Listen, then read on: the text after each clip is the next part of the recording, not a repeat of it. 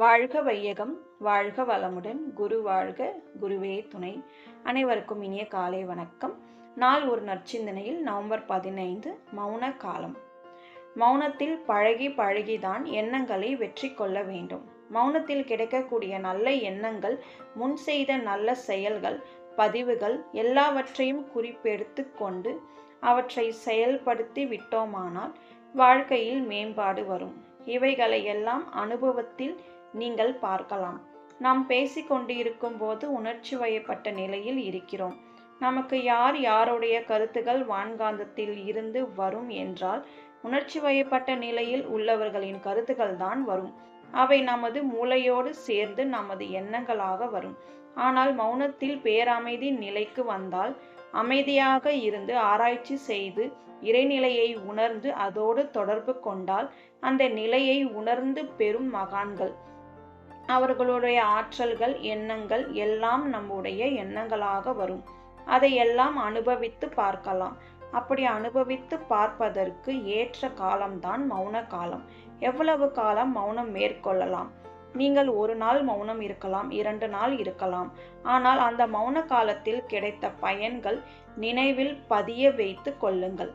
வாழ்க்கையில் அவற்றை பயன்படுத்தி கொள்ளவும் வேண்டும். போக போக 1 மணி நேரமும் இருக்கலாம். ஆனால் அந்த 1 மணி நேரம் வெற்றி அளிப்பதாக இருக்கும். இங்கேயும் அங்கேயும் மனதை ஓடவிடக் கூடாது. அப்படி இருந்து பழகிவிட்டோம் என்று வைத்து கொள்ளுங்கள். எந்த செயல்கள் செய்தாலும் பதிவாகி அந்த பதிவுகள் அவ்வப்போது எண்ணங்களாக வருகின்றது அல்லவா?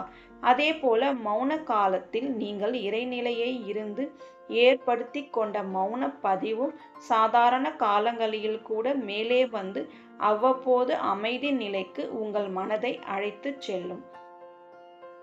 எப்படி கண்ணாடி அதிகமான சூரிய வெளிச்சத்தை வாங்கி மற்றதை ஏற்கக்கூடிய வல்லமை பெறுகிறதோ, அதே போல மௌனத்தில் ஏற்படக்கூடிய வார்டெக்ஸ் சூழல் மையம் நம்மளுடைய ஜீவகாந்த சக்தியை அதிகமாக ஆக அதில் இருக்க சுற்றத்தை அதிகமாக ஆக மைய ஈர்ப்பு அதிகமாகும். அந்த மைய ஈர்ப்பு அதிகமாகி விட்டால் எண்ணங்களையும் ஒழுங்குபடுத்தி கொள்ளலாம். மற்றவர்களுடைய நட்பும் அதிகமாகும். எல்லோருக்கும் உங்கள் பேரில் விருப்பமும் மதிப்பும் தானாகவே உருவாகும்.